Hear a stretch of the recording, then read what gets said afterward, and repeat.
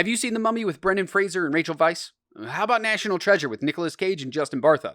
I imagine you have seen at least one of the Indiana Jones movies with Harrison Ford.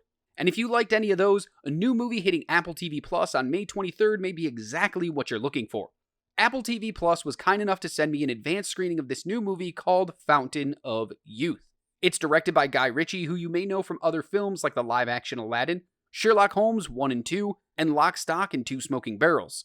Ritchie brings his energetic directing style to this adventure about a brother and sister team looking for the mythic Fountain of Youth, hence the title.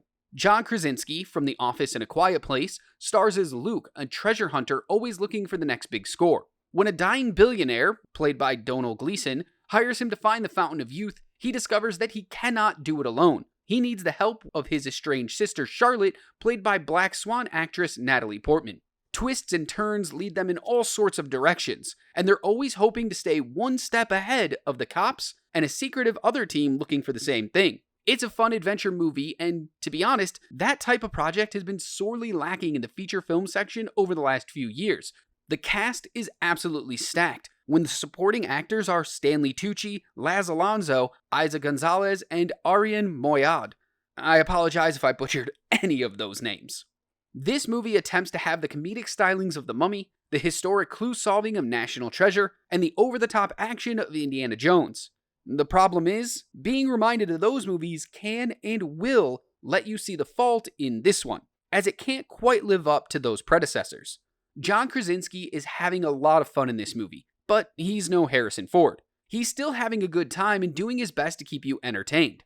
Natalie Portman seems to be taking her foot off the proverbial gas pedal for this movie. I mean, she's still good, but you can tell she wasn't comfortable in this type of role. Her and Krasinski do have decent chemistry, and there are definitely some great moments between the two, even if they come few and far between.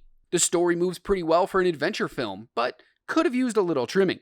Knock off about 15 minutes to speed up the proceedings and the movie would be exponentially better.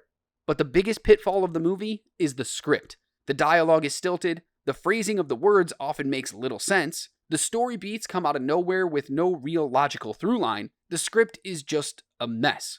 But that's why you hire talented actors to try and make it work, which is why I cannot and do not fully fault any of the cast as they were doing their best with the material they were given.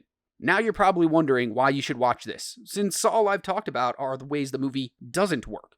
Well, it's simple. The movie is fun. Traveling around the world, solving a mysterious set of clues, trying to find something people have talked about for years. What's not to like about that? The cast may not be their best versions in this movie, but it doesn't take away from the fact that Krasinski is effortlessly likable. And you get to see Portman enjoy herself in a more comedic way, something she hasn't done in years. This is an easy movie to sit back and just enjoy. The cinematography is epic with some truly beautiful visuals. The score has the perfect blend of high octane and laid back orchestral. The journey is imaginative and the action scenes, although not original, are still well worth your time.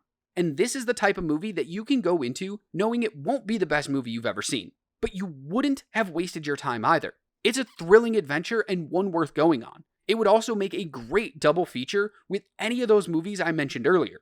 So maybe this weekend should be one of adventures, where you watch this movie and one of your favorites from back in the day. Thank you again to Apple TV Plus for sending over an early copy of the movie. Let me know in the comments if this is something you'll be watching. Until next time, remember to be good to yourself, kind to others, and keep watching movies.